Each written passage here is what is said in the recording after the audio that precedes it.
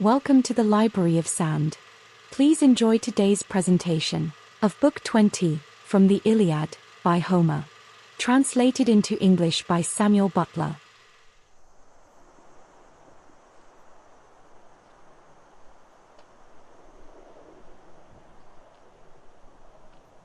Thus, then, did the Achaeans arm by their ships round you, O son of Peleus, who were hungering for battle, while the Trojans over against them armed upon the rise of the plain.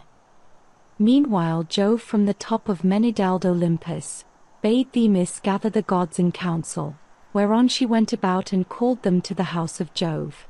There was not a river absent except Oceanus, nor a single one of the nymphs that haunt fair groves, or springs of rivers and meadows of green grass. When they reached the house of cloud-compelling Jove, they took their seats in the arcades of polished marble, which Vulcan with his consummate skill had made for Father Jove. In such wise, therefore, did they gather in the house of Jove. Neptune also, lord of the earthquake, obeyed the call of the goddess, and came up out of the sea to join them. There, sitting in the midst of them, he asked what Jove's purpose might be. "Why," said he, "wielder of the lightning, have you called the gods in council? Are you considering some matter that concerns the Trojans and Achaeans, for the blaze of battle is on the point of being kindled between them?" And Jove answered, "You know my purpose, shaker of earth, and wherefore I have called you hither. I take thought for them even in their destruction. For my own part one shall stay here seated on Mount Olympus and look on in peace. But do you others go about among Trojans and Achaeans, and help either side as you may be severally disposed. If Achilles fights the Trojans without hindrance they will make no stand against him. They have ever trembled at the sight of him, and now that he is roused to such fury about his comrade, he will override fate itself and storm their city." Thus spoke Jove and gave the word for war, whereon the gods took their several sides and went into battle. Juno, Pallas Minerva, earth-encircling Neptune, Mercury bringer of good luck and excellent in all cunning. All these joined the host that came from the ships. With them also came Vulcan in all his glory, limping, but yet with his thin legs plying lustily under him. Mars of gleaming helmet joined the Trojans, and with him Apollo of locks unshorn, and the archer goddess Diana, Leto, Xanthus, and laughter-loving Venus. So long as the gods held themselves aloof from mortal warriors the Achaeans were triumphant, for Achilles who had long refused to fight was now with them. There was not a Trojan but his limbs failed him for fear as he beheld the fleet son of Peleus all glorious in his armor, and looking like Mars himself. When, however, the Olympians came to take their part among men, forthwith uprose strong strife, rouser of hosts, and Minerva raised her loud voice, now standing by the deep trench that ran outside the wall, and now shouting with all her might upon the shore of the sounding sea. Mars also bellowed out upon the other side, dark as some black thundercloud, and called on the Trojans at the top of his voice, now from the Acropolis, and now speeding up the side of the river Cimares till he came to the hill Callicolone. Thus did the gods spur on both hosts to fight, and rouse fierce contention also among themselves. The sire of gods and men thundered from heaven above, while from beneath Neptune shook the vast earth, and bade the high hills tremble. The spurs and crests of Menephaont and Ida quaked, as also the city of the Trojans and the ships of the Achaeans. Hades, king of the realms below, was struck with fear. He sprang panic-stricken from his throne and cried aloud in terror lest Neptune, lord of the earthquake, should crack the ground over his head, and lay bare his mouldy mansions to the sight of mortals and immortals, mansions so ghastly grim that even the gods shudder to think of them. Such was the uproar as the gods came together in battle. Apollo with his arrows took his stand to face King Neptune, while Minerva took hers against the god of war. The archer goddess Diana with her golden arrows, sister of far-darting Apollo, stood to face Juno. Mercury the lusty bringer of good luck faced Leto, while the mighty eddying river whom men can scamander, but god Xanthus, matched himself against Vulcan. The gods, then, were thus ranged against one another. But the heart of Achilles was set on meeting Hector son of Priam, for it was with his blood that he longed above all things else to glut the stubborn lord of battle. Meanwhile Apollo set Aeneas on to attack the son of Peleus, and put courage into his heart, speaking with the voice of Lycaon son of Priam. In his likeness therefore, he said to Aeneas, Aeneas, counsellor of the Trojans, where are now the brave words with which you vaunted over your wine before the Trojan princes, saying that you would fight Achilles son of Peleus in single combat? And Aeneas answered, Why do you thus bid me fight the proud son of Peleus, when I am in no mind to do so? Were I to face him now, it would not be for the first time. His spear has already put me to right from Ida, when he attacked our cattle and sacked Lyrnessus and Pedasus. Jove indeed saved me in that he vouchsafed me strength to fly, else had the fallen by the hands of Achilles and Minerva, who went before him to protect him and urged him to fall upon the Lelegae and Trojans. No man may fight Achilles, for one of the gods is always with him as his guardian angel, and even were it not so, his weapon flies ever straight, and fails not to pierce the flesh of him who is against him. If heaven would let me fight him on even terms, he should not soon overcome me, though he boasts that he is made of bronze. Then said King Apollo, son to Jove, Nay, hero, pray to the ever-living gods, for men say that you were born of Jove's daughter Venus, whereas Achilles is son to a goddess of inferior rank. Venus is child to Jove, while Thetis is but daughter to the old man of the sea. Bring, therefore, your spear to bow upon him, and let him not scare you with his taunts and menaces. As he spoke he put courage into the heart of the shepherd of his people, and he strode in full armor among the ranks of the foremost fighters. Nor did the son of Anchises escape the notice of white-armed Juno, as he went forth into the throng to meet Achilles. She called the gods about her, and said, Look to it, you two, Neptune and Minerva, and consider how this shall be. Phoebus Apollo has been sending Aeneas clad in full armor to fight Achilles. Shall we turn him back at once, or shall one of us stand by Achilles and endow him with strength so that his heart fail not, and he may learn that the chiefs of the immortals are on his side, while the others who have all along been defending the Trojans are but vain helpers? Let us all come down from Olympus and join in the fight, that this day he may take no hurt at the hands of the Trojans. Hereafter let him suffer whatever fate may have spun out for him when he was begotten and his mother bore him. If Achilles be not thus assured by the voice of a god, he may come to fear presently when one of us meets him in battle, for the gods are terrible if they are seen face to face. Neptune, lord of the earthquake, answered her saying, Juno, restrain your fury. It is not well. I am not in favor of forcing the other gods to fight us, for the advantage is too greatly on our own side. Let us take our places on some hill out of the beaten track, and let mortals fight it out among themselves. If Mars or Phoebus Apollo begin fighting, or keep Achilles in check so that he cannot fight, we too will at once raise the cry of battle, and in that case they will soon leave the field and go back vanquished to Olympus among the other gods.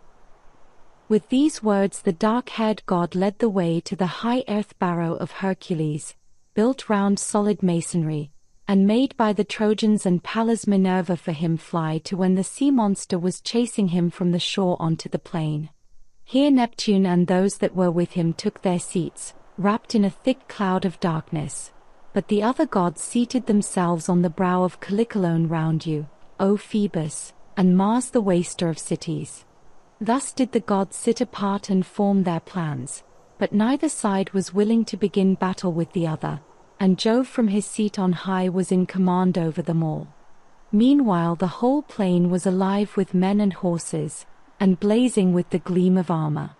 The earth rang again under the tramp of their feet as they rushed towards each other, and two champions, by far the foremost of them all, met between the hosts to fight, to wit, Aeneas son of Anchises, and noble Achilles.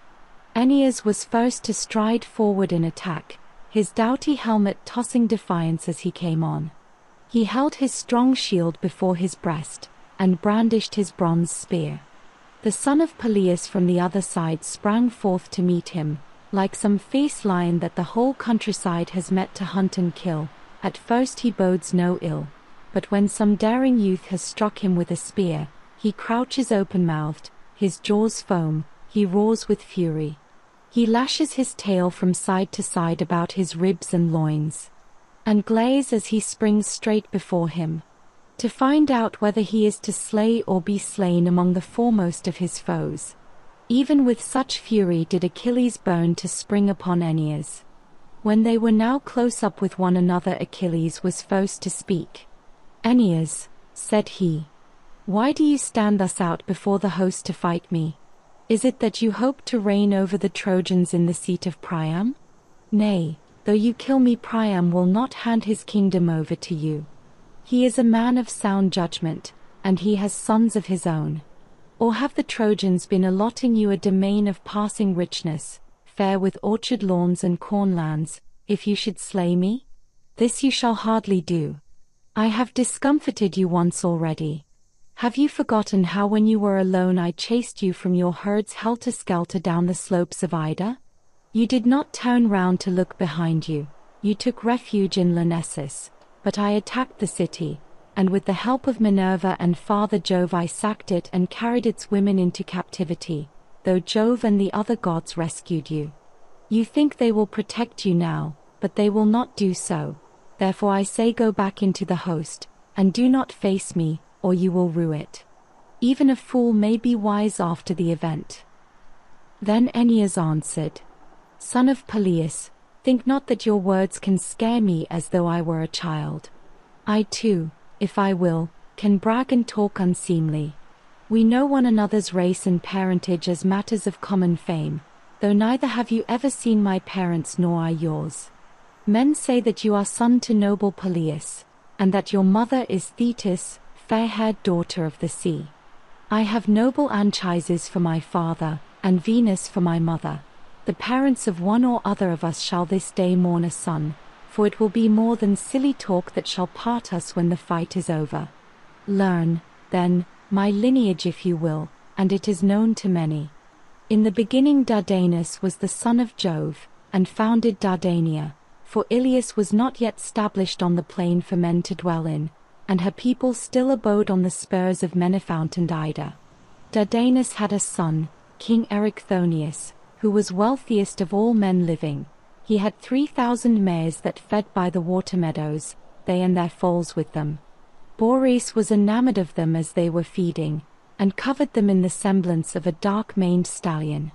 12 filly foals did they conceive and bear him, and these, as they sped over the rich plain, would go bounding on over the ripe ears of corn and not break them, or again when they would disport themselves on the broad back of ocean they could gallop on the crest of a breaker. Erichthonius begat Tros, king of the Trojans, and Tros had 3 noble sons, Ilus, Assaracus, and Ganymede, who was comeliest of mortal men, wherefore the gods carried him off to be Jove's cupbearer, for his beauty's sake, that he might dwell among the immortals. Ilus begat Laomedon, and Laomedon begat Tithonus, Priam, Lampus, Clitius, and Hictaeon of the stock of Mars. But Assaracus was father to Capys, and Capys to Anchises, who was my father, while Hector is son to Priam.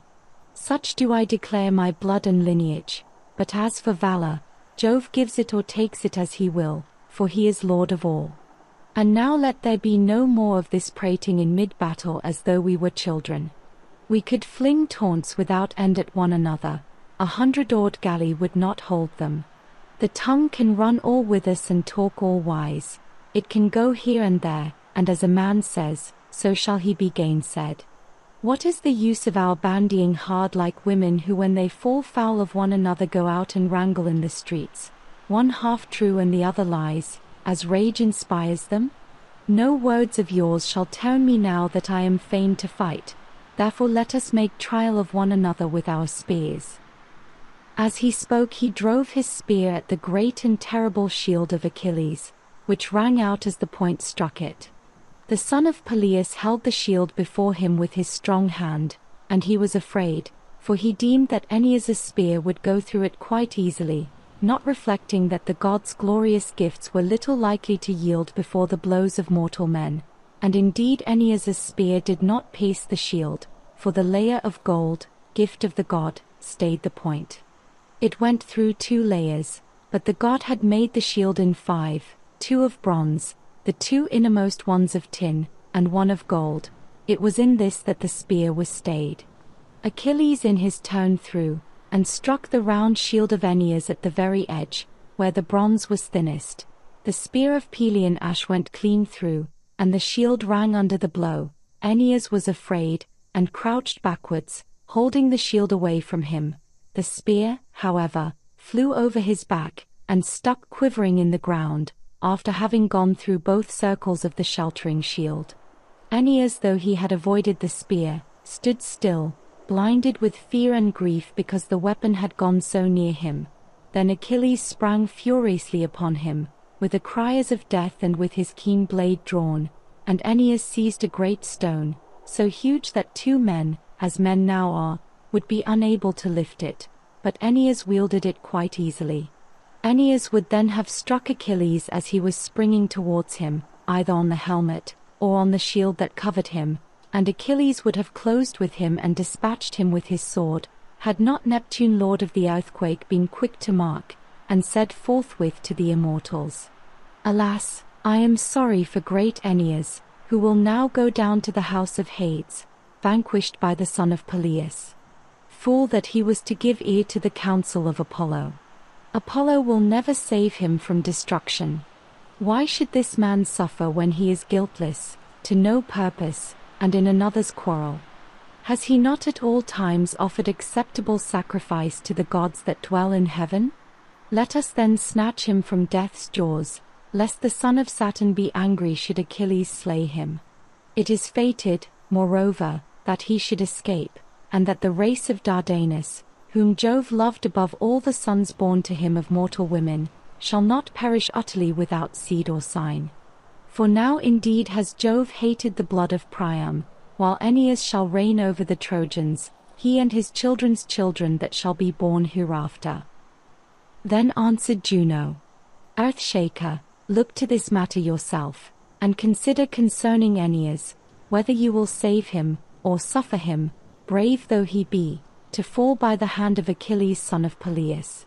For of a truth we two, I and Pallas Minerva, have sworn full many a time before all the immortals, that never would we shield Trojans from destruction, not even when all Troy is burning in the flames that the Achaeans shall kindle." When earth-encircling Neptune heard this, he went into the battle amid the clash of spears, and came to the place where Achilles and Aeneas were. Forthwith he shed a darkness before the eyes of the son of Peleus, drew the bronze-headed ashen spear from the shield of Aeneas, and laid it at the feet of Achilles. Then he lifted Aeneas on high from off the earth and hurried him away. Over the heads of many a band of warriors, both horse and foot, did he soar as the god's hand sped him, till he came to the very fringe of the battle where the Corconians were arming themselves for fight. Neptune, shaker of the earth, then came near to him and said, "Aeneas, what god has egged you on to this folly in fighting the son of Peleus, who is both a mightier man of valor and more beloved of heaven than you are? Give way before him whensoever you meet him, lest you go down to the house of Hades, even though fate would have it otherwise. When Achilles is dead, you may then fight among the foremost undaunted, for none other of the Achaeans shall slay you." The god left him when he had given him these instructions, and at once removed the darkness from before the eyes of Achilles, who opened them wide indeed and said in great anger, "Alas! What marvel am I now beholding? Here is my spear upon the ground, but I see not him whom I meant to kill when I hurled it. Of a truth Aeneas also must be under heaven's protection, although I had thought his boasting was idle. Let him go hang, he will be in no mood to fight me further, seeing how narrowly he has missed being killed.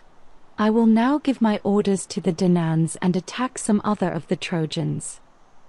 He sprang forward along the line and cheered his men on as he did so. "Let not the Trojans," he cried, "keep you at arm's length, Achaeans, but go for them and fight them man for man. However valiant I may be, I cannot give chase to so many and fight all of them. Even Mars, who is an immortal, or Minerva, would shrink from flinging himself into the jaws of such a fight and laying about him. Nevertheless, so far as in me lies, I will show no slackness of hand or foot nor want of endurance, not even for a moment. I will utterly break their ranks, and woe to the Trojan who shall venture within reach of my spear." Thus did he exhort them. Meanwhile Hector called upon the Trojans and declared that he would fight Achilles. "Be not afraid, proud Trojans," said he, "to face the son of Peleus. I could fight gods myself if the battle were one of words only, but they would be more than a match for me, if we had to use our spears. Even so the deed of Achilles will fall somewhat short of his word.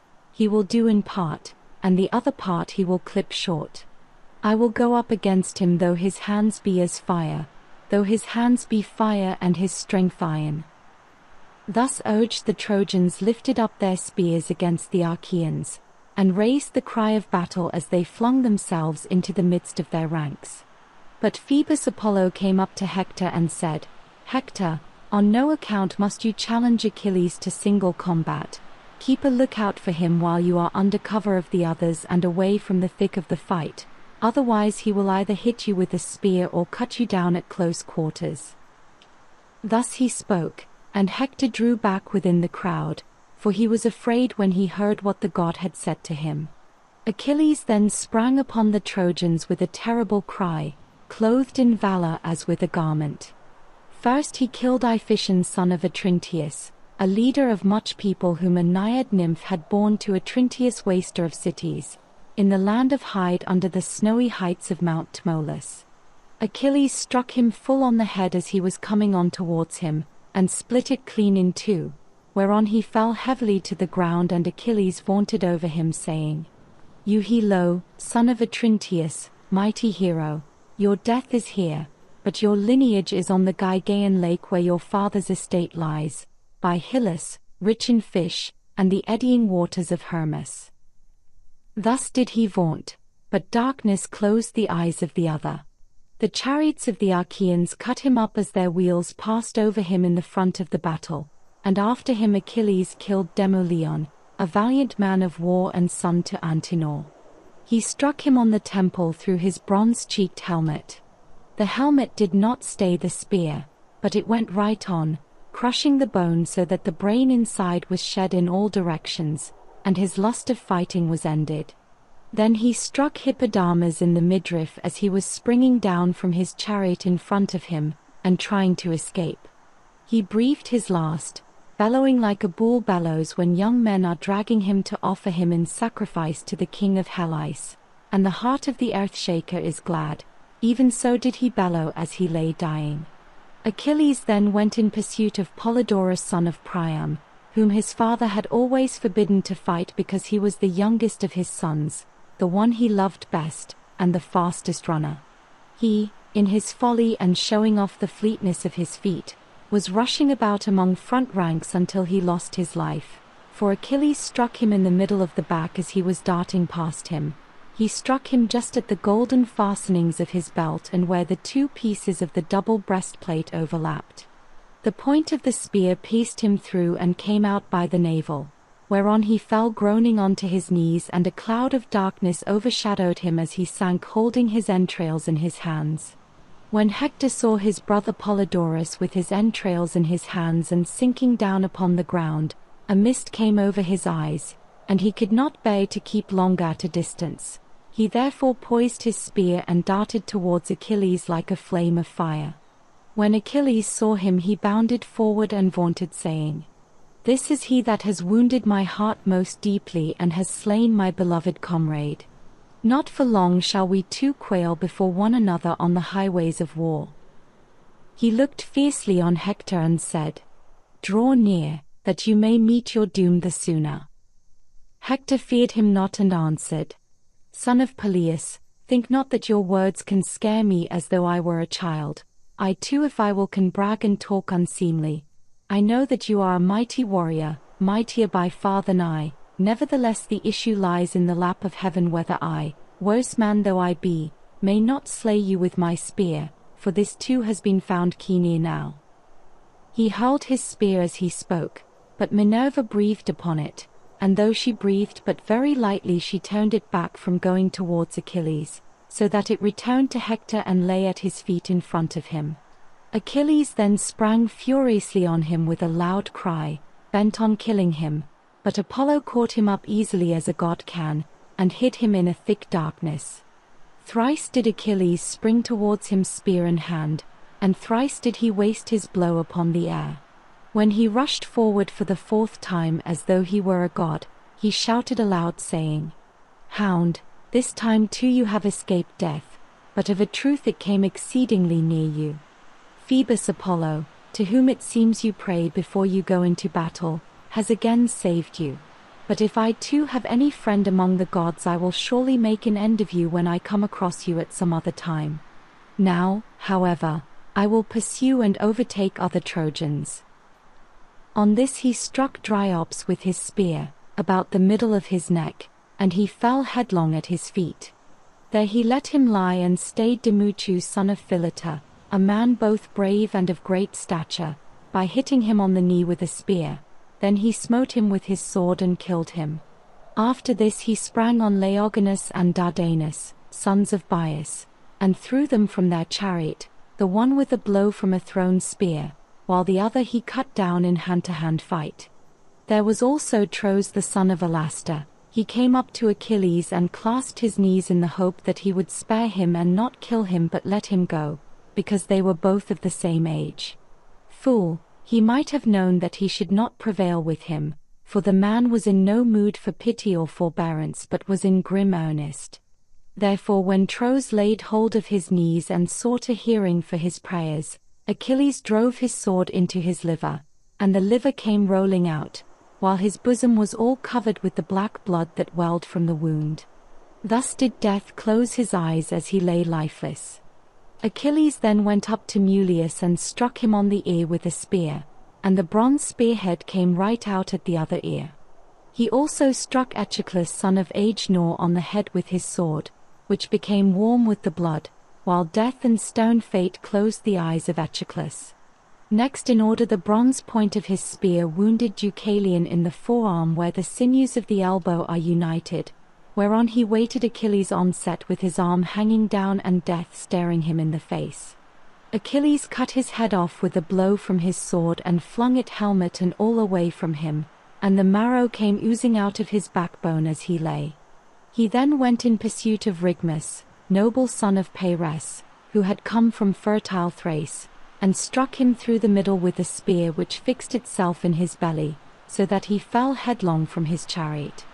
He also speared Arethu's squire to Rigmus in the back as he was turning his horses in flight, and thrust him from his chariot, while the horses were struck with panic. As a fire raging in some mountain glen after long drought, and the dense forest is in a blaze, while the wind carries great tongues of fire in every direction, even so furiously did Achilles rage, wielding his spear as though he were a god, and giving chase to those whom he would slay, till the dark earth ran with blood. Or as one who yokes broad-browed oxen that they may tread barley in a threshing floor, and it is soon bruised small under the feet of the lowing cattle, even so did the horses of Achilles trample on the shields and bodies of the slain.